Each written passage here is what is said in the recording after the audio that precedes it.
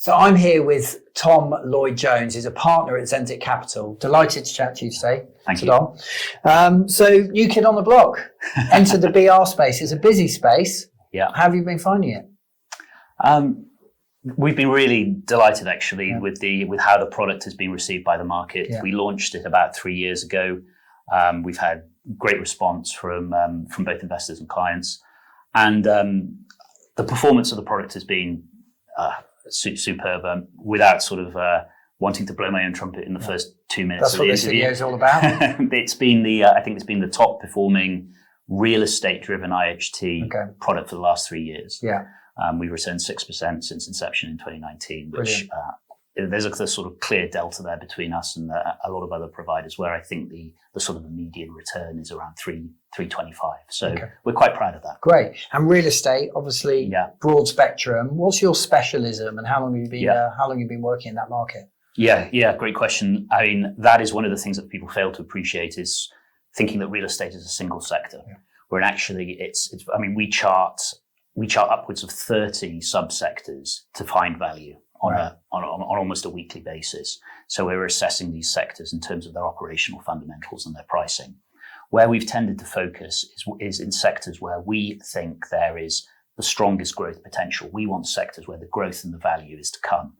We don't want to finance sectors and pay a top price or lend at a most competitive, from a borrower perspective, competitive sense, when we feel actually all the value in that asset is priced in. So what that's meant in practice is we focused on bed sectors where strong demographic forces are driving that growth. So things like residential, PBSA, which is purpose-built student accommodation, one of the few sectors where the UK is a genuine market leader in provision of tertiary education, hotels and serviced apartments, and the new sort of growing PRS multifamily product, which is an established feature of European and US real estate markets. But in the UK, it's been typically the provision of rental accommodation has been a mom and pop type job, whereas now you're seeing an advent of professionalized landlords offering bespoke rental accommodation.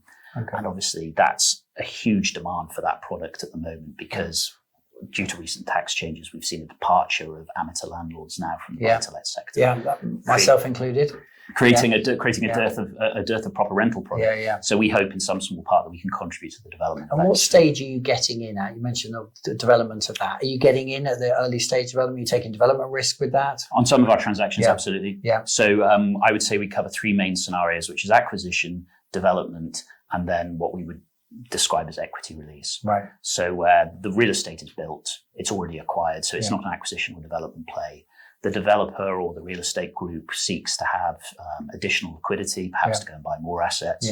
And what we offer there is essentially a relatively short-term product, typically 12 to 24 months lending, where if they've got a deep balance sheet that we can underwrite and we can get comfortable with, that it can support additional debt capacity, then we'll lend there on a short-term basis for them to use that capital in typically acquisition or other real estate. And we're not talking about a 2-bedroom apartment in Burnley here, are we? We're talking about big multi-purpose sort of development sites in Leeds and things like that. Exactly. I mean, that is what the PRS shift is about, is going from the 2-bed flat in Burnley to as a minimum 7,500 unit apartment block where you have on-site amenities and a specific block tailored to renting. The problem often with a 2-bed apartment in, wherever, is originally it was designed as a single family residence. And it's had to be cut up to cater for multiple occupancies. And it's just not suited to it in terms of the design of the house, the layout, the heating, the noise permeating between floors. None of that was thought about at the time the building was built, because it didn't need to. I can take a lot of responsibility for that. I used to work for a company in Leeds, and we were masters at turning 2-bedroom properties into 6-bedroom HMOs, shoving the students in the basement wherever possible. Great. Well, look, that gives me kind of a sort of sense of the special. Give me a little bit of background to the team, and obviously you've been doing this for a while before formally entering the advised business relief space, if you like. I mean, so. Founded in 2013, all the team is drawn from real estate credit backgrounds. So that's one of the things that sort of marks us out, we think, from maybe other IHT-driven strategies, is that we focus only on real estate. We don't cover any other sector. And we felt that there was a gap in the market for that degree of specialism. If we look at the institutional level, where investment funds, how they're structured and how they're and what they offer investors.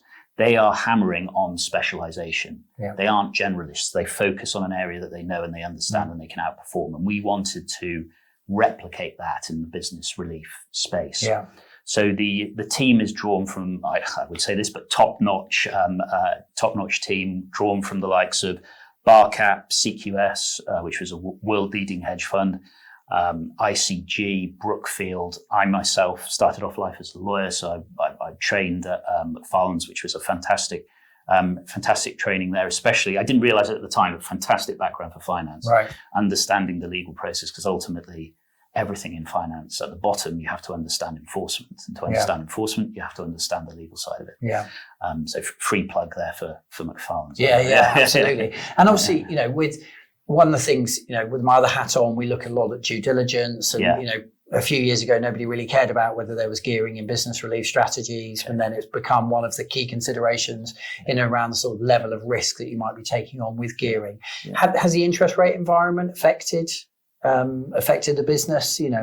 It's a great question. It's actually turned out, I'm going to touch what available wood there is. It's actually turned out to be actually quite a boon for lenders. Okay. What it's done in the past 9 months is you've basically had a 400 basis point increase in the price of senior debt, and I think senior debt was too lowly priced for many years, and I don't think it. While it may sound like a great thing, cheap leverage and everybody can pay very, very little for money, it incentivizes bad decisions. Yeah, I agree. And too willingness to assume risk. Yeah. And I think it's been helpful in two regards then. I think one, obviously, it is now much easier to earn a decent return off senior positions. Yeah. And secondly, I think the mindset slowly of borrowers will shift to having more prudence in the leverage that they take and to putting more equity into schemes, which ultimately reduces the risk of them. Yeah. So there has been, the flip side of it is that there's been compression in asset values for sure, which is interest rate rises is like financial gravity, really. It weighs down on any asset, not just real estate. All asset prices will be reduced, because ultimately what the interest rate really is a proxy for a discount rate on those future cash flows. If you increase it, present value comes down. So there have been, obviously for people who hold assets, that's not pleasant. Yeah. But in the lending environment, I think it has been an overdue correction, and one that is positive for both lenders and borrowers, not a zero-sum game. What's good for us is bad for borrower. It's not like that. Okay, good. Well, look, undoubtedly specialists in real estate, and I do have to agree with you. I think there is room in the market for this. If you look across the business relief strategy, the business relief landscape, there's a lot of providers that are offering very similar strategies with similar sector allocation. That's hard for advisors.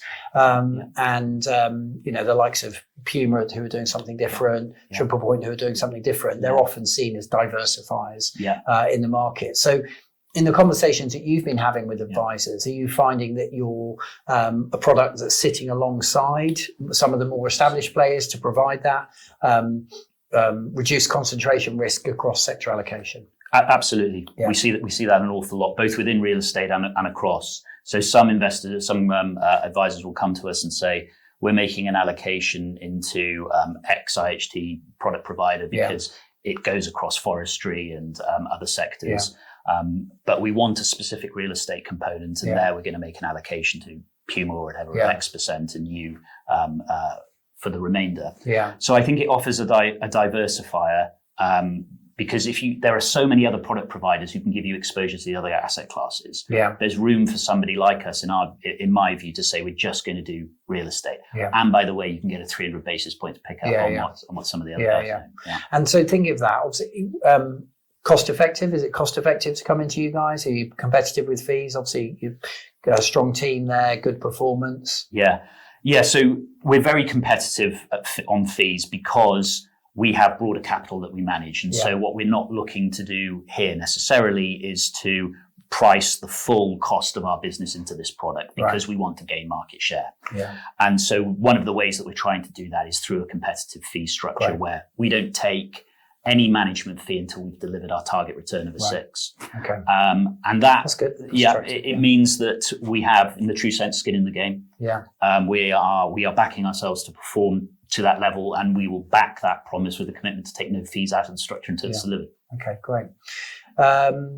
And yeah, thinking about the sort of trajectory of the product, are you finding yourself getting onto panels now? How are you finding the advisor market being open to a relatively new entrant? Slowly but surely. Yeah. It's not an overnight thing by any stretch of the imagination, but we are in the process now of submitting applications to go onto panels for a couple of well-known names, which if we get them, fantastic. Yeah. But the direction of travel is certainly that we are being invited now to pitch for panels, whereas before we were knocking on the door saying, please. Yeah. Now we're being asked. And so long may that continue. And that is a key part of our growth strategy is to build the AUM, get onto the panels. And plenty of capacity to do that, runway for lending.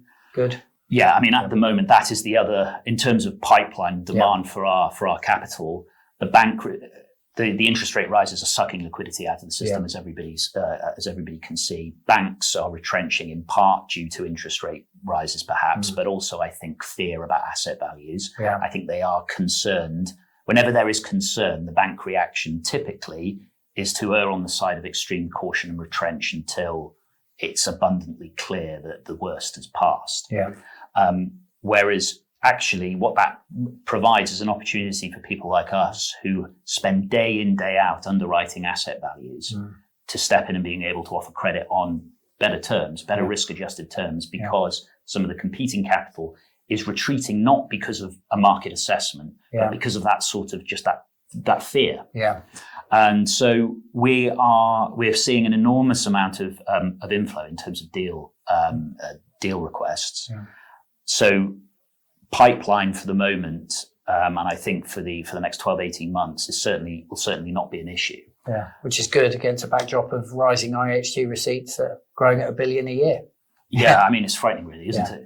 I mean, there was recently a Telegraph launched a sort of campaign to abolish it because they think it's getting to such a level now in terms of receipt that it is no longer a sideline issue affecting the super wealthy. Yeah. And that's certainly the case. And with the freezing of allowances, I think out to 2029, that number is going to go up and up and up. Yeah, 0.1 billion a month, I think it's rising out. So significant. Well, look, I think you're very well placed to benefit from that. Obviously, you've been in the market for 3 years, but I think what you're doing is genuinely interesting and different. Oh, thank you. And I'm pleased to be able to bring it to our audience of advisors. Great. I've learned a lot about real estate and I really enjoyed talking to you. Oh, likewise. Brilliant. Thank you very much. Thank you. So there we are. That's a wrap up with Zenzic Capital.